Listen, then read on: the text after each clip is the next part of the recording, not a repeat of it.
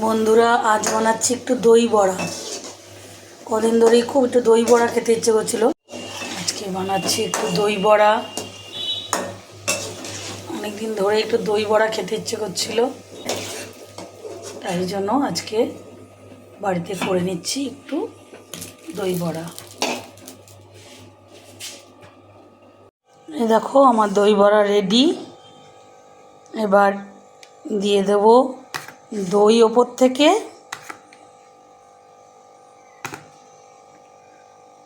আর দিয়ে দেব চাটনি। এবার ওপর থেকে দিয়ে দিতে হবে একটুখানি মশলা। এই দেখো, সফট দই বড়া পুরো রেডি। এই দেখো, আমার দই বড়া রেডি। তো খেয়ে দেখি কেমন হয়েছে দই বড়াটা। পড়ে যাচ্ছে, পড়ছে।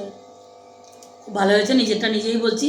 তোমরাও বানিয়ে দেখো, আমি যেভাবে দেখালাম ভালো লাগবে আশা করি। এই দেখো, আমার দই বড়া রেডি। তো খেয়ে দেখি কেমন হয়েছে দই বড়াটা। পড়ে যাচ্ছে, পড়ছে।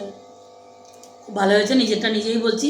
তোমরাও বানিয়ে দেখো, আমি যেভাবে দেখালাম ভালো লাগবে আশা করি।